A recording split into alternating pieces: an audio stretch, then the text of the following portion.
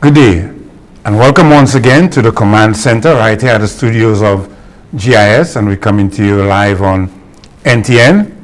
We're also joined by a number of our partner stations across St. Lucia, and we're also on Facebook and on YouTube. As you know, St. Lucia is now under a state of emergency, and this state of emergency has been elevated to a 24-hour shutdown for the next 7 days as of 5 a.m. April 1st, 2020 until 5 a.m. April 7th. What exactly does this mean? It means that supermarkets and all non-essential services and businesses are to remain closed with immediate effect. By allowing supermarkets to remain open, even if for just one more day, would defeat the purpose of social distancing, as there will be a mass rush to purchase goods, possibly allowing for further spread of the virus. As was reported yesterday by the Chief Medical Officer, St. Lucia have now tested 13 persons positive for the coronavirus. All persons are therefore asked to remain at their homes and should refrain from going to public places, including the beaches, rivers, playing fields, and other recreational areas. During this time, only essential services should remain open and can operate with written permission from the National Emergency Management Organization. In a moment or later on in the program, we'll outline what some of those essential services are, and we'll also be responding to some of the questions that persons have been raising throughout the day, throughout the morning, ever since this 24-hour curfew was announced. I have in studio with me a very special guest, but before we go to our guest, I just thought, I'll just draw to the attention of our viewers and our listeners the fact that CNN's Chris Cuomo, he was recently diagnosed with the coronavirus. Chris, who is the brother of the governor of Andrew Cuomo of New York, where the coronavirus have seen an incremental rise in both positive cases and deaths, is a very worrying situation over in New York. And the fact that now Chris, who is the CNN anchor, have been diagnosed with coronavirus adds to the growing concern. So let's just take a listen to Chris Cuomo as he makes a special appeal to persons to take this thing seriously and to stay at home. I don't know if you agree with me, let me know, but more than anything else, this situation is just so weird, right? Isn't that the word that just keeps coming up? That we're just like living a sci-fi thriller. And it turns out that fact is stranger than fiction, right? I mean, that's the reality. So many of the traditional differences among us are disappearing. Why? Because we're all in the same bucket, stuck in the house, sharing fears, sharing worries about providing and wellness and leadership, feelings of doubt. Can this really be as daunting as everyone seems to think now? Well, on that question, let me serve as confirmation of the reality, okay? You can get this. Now, unlike me, you will not have the added oddity of watching in real time as your brother addresses the nation and discusses the fact that you have just caught the virus. My brother Chris is positive for coronavirus. Found out this morning. He is going to be fine. He's young, in good shape, strong, not as strong as he thinks, but he will be fine. And now he's quarantined in the basement, but it's funny as heck. He says to me, even the dogs won't come downstairs, he says. But he is concerned about his wife and his kids. People wind up exposing you, and then they find out they're positive a couple of days later. It's my family, it's your family, it's all of our families. And this virus is that insidious. Look, let's just be clear about something.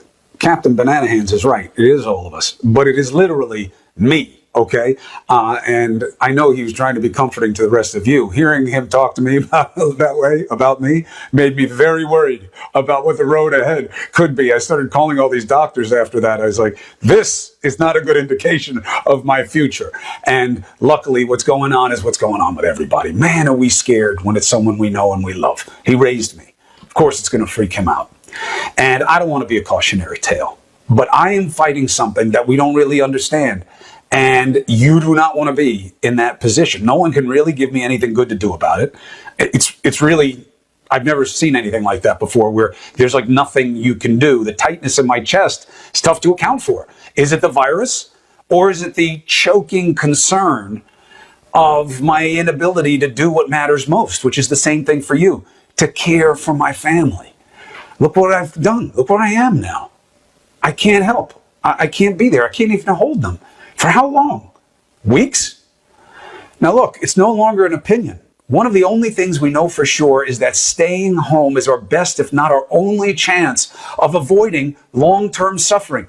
What else do you need to hear? Even Trump gets that now. Look, I am honestly happy that it is me. Better than you, better than my family, God forbid. I'm waiting for that information, and that will take me way lower than any virus ever could.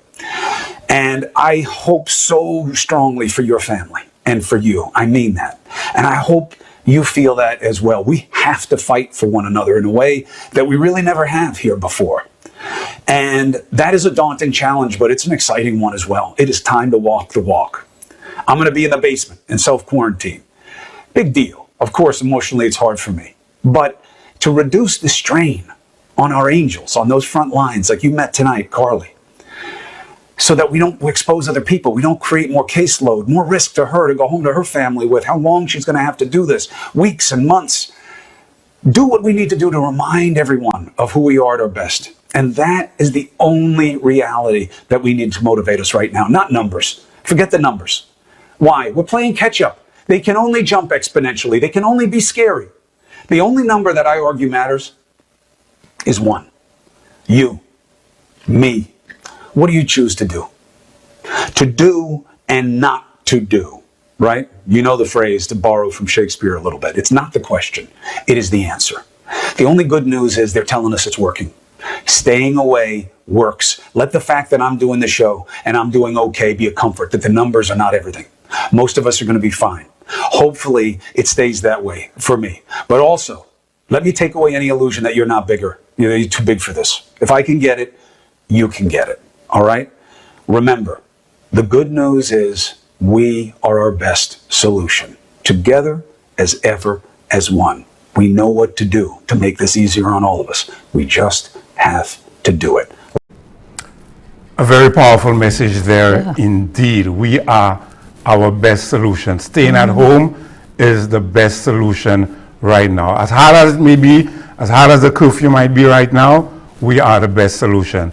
We're joined in studio by Senator the Honorable Fortuna Belrose, Minister for Culture and Creative Industries. Madam Minister, earlier this year, we chose as our theme for independence, now is the time. Yeah. Let's do it together. If ever time that this theme is more applicable, it is right now. What say you?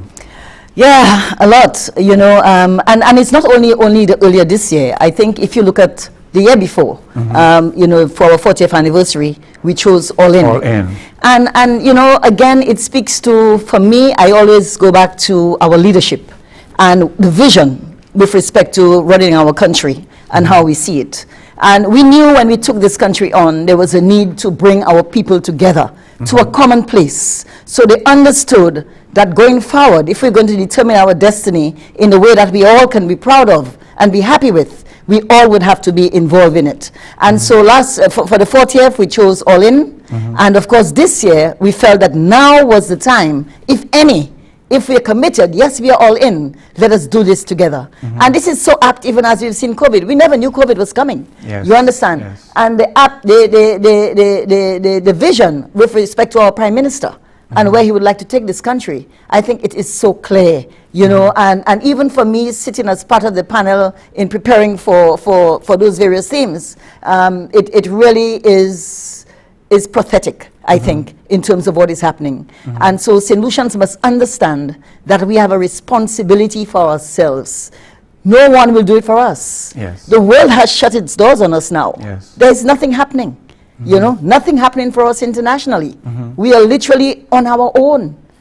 On our own. The tourism industry that was driving every dollar, almost every dollar, 65% of the dollars in this country, is no more. And so we are reliant on ourselves at this critical time. And for us to be able to survive this, we have to do what is right by us. Yes. You know, and we must all take the heed and stay away from each other. Social distancing is key. Culturally, this is not who we are. You know, we are the type of people who engage. We are highly socially active and interactive. And in the last few days of this curfew, you'd have seen that people still wanted to cling on to what they've known for years. You know, and so the only way you could have shocked them was, hello, this has got to stop.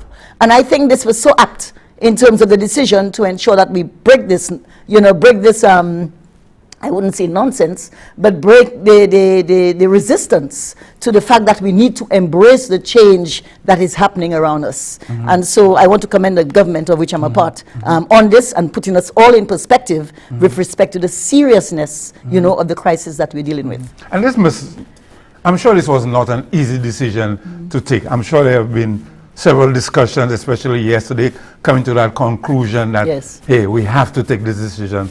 Curfew, 24-hour curfew. Yes, obviously decisions like that are not easy to take. But when you understand your culture, you've assessed what is happening around you, you consider all the variables. I think the only way that the message could have been made loud and clear was, you know, to do what we did there. Having said that, though, there clearly are some persons who are vulnerable. And in any system, you'd have persons who are vulnerable. Our natural system, people are vulnerable. So obviously, in a situation like this, yes, we still have to rethink some of the areas. And of course, that's happening. This is very fluid. And so we have to ensure that we take all factors into consideration, which is what